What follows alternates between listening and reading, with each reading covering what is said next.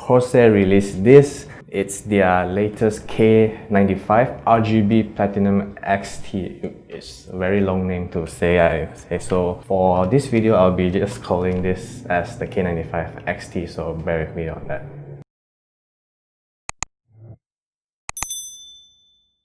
So what makes it different than the previous K95 RGB Platinum? Appearance-wise, it's almost the same as the previous design, I won't lie on that. But they do focus on quite some changes, especially on the smaller details where not many people really pay attention to, such as the keycaps.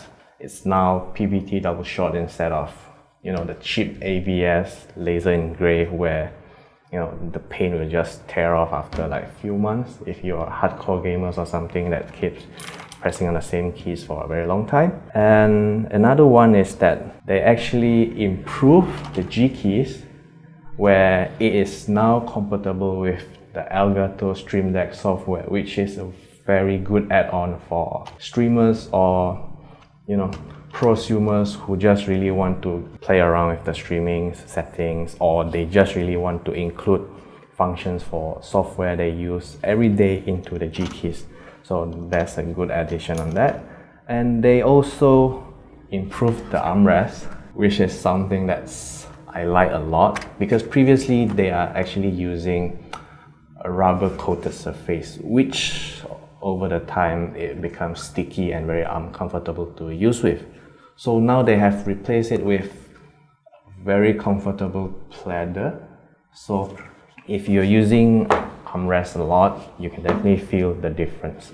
But I would say it's still a little bit short for people with big hands, especially mine. So if Corsair can really consider, increasing the size just for a little bit, and also replace these plastic clips with magnetic mount maybe at the bottom of the keyboard, that will really help a lot. Because if this thing is clipped to the keyboard and you want to remove it, it can be a trouble for a lot of people because you have to flip the keyboard and press on the clip just to remove it. But that aside, let's look at the accessories they included. So for the accessories pack, you will get a ring type keycap puller. Still not a fan of this. Could have used those metal wire instead, because it will hurt your keycap if you're not doing it correctly. And for the keycaps included, yes, it's still the same old texture keycaps, which some might like it, some might not. It's a pretty subjective thing. And the same texture can be found on the spacebar as well, which is what I mentioned just now, a really subjective thing, because some players will like to play with smooth spacebar and some might not.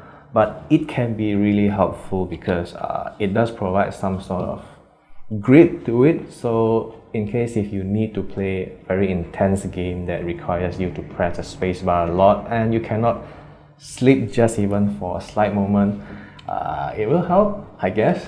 Aside from that, we do have the same non-standard bottom row keycaps, which I find is still a problem for people who likes to customize their keyboard with, custom keycaps, because a lot of keycaps nowadays are still using the standard layout, which will not be compatible with non-standard bottom row layout. And if you look at the dedicated media keys it has here and here, it's actually one of my personal favorites since Corsair released their Vengeance, Corsair Vengeance keyboard. This media keys, function keys has been around as long as I can remember it. And I find it really useful because most of the time if you have those keyboard that comes with function keys where you have to press the FN keys or function keys button to trigger certain functions. So for keyboard with dedicated media keys like this, it's really helpful if you want to toggle your media players, or sometimes when you're watching some videos on YouTube and your friend tries to bait you on clicking some weird videos, and it will always end up with screaming scary scene at the end. this can be very helpful because you can just mute it with a single tap. So moving towards to the build quality, you have what Corsair claims to be aircraft grade aluminum for the top frame of the keyboard. So it's actually pretty solid, I would say. It's just that can't really tell if it's really aircraft grade, but it does feel pretty solid. But the bottom of the keyboard itself is still plastic, so the top aluminum is just to provide some extra strength and rigidity to the keyboard. And if you're using headphones for gaming instead of speakers, they do provide this pretty decent looking cable route, so you don't have to have cables dangling around when you're gaming and it becomes an obstruction. You can just route the cables through these routes and it will just come out from the front of the keyboard, which is very nice. And one thing I want to point out here is that Corsair really made a very easily accessible keyboard feet here, which flip to the side. And I find this design way much easier to access as compared to traditional design where you have to flip to the top, because based on our natural movement when lifting the keyboard, we can just leave it and flip to the side. Proven to be much easier and convenient. And for the cables, you have these thick braided cables for the keyboard. And as usual, two USB connectors for your K95 series keyboard, which one is for the keyboard itself and the other one is for the USB pass-through. The USB pass-through is located at the back of the keyboard, which you can connect your peripherals to it. One thing to take note is that they are still using USB 2.0. If Corsair can really consider using USB 3.0 pass-through, be it Gen 1 or Gen 2, it will still be very useful for users who want really easy access for their storage like USB drives, hard disks, or even SSDs. As for the switch, Corsair do have three variants of switches for the K95 XT here. They have the Cherry MX Blue, Cherry MX Brown, and the Cherry MX Silver. The one they sent us here is the Cherry MX Blue, which I'm not really a fan of it. I'm more of a linear switch guy, but it's weird that Corsair actually excluded Cherry MX Red and Silent Red this time for this model. I mean, it's not really a big deal because Cherry MX Silver is a linear switch as well, but because of the shorter actuation point, which will take some time to get used to. So I've been using this keyboard for quite some time, probably 2 months since MCO started here.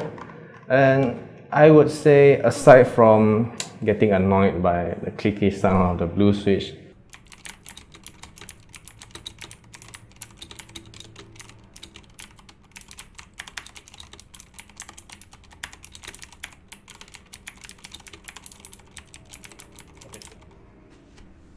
I'm actually very impressed by the keyboard because of the features it has and the comfort it provides to me. So for the price of 789 ringgit, I would say the price is a little bit steep for budget users, but if you really want all the cool features and useful features it has on this K95 XT, especially if you're an aspiring streamer or really into live streaming, because instead of investing directly into expensive Elgato equipment, this is pretty much the pathway, the entry for you to go into knowing Elgato software better because of the compatibility it offers.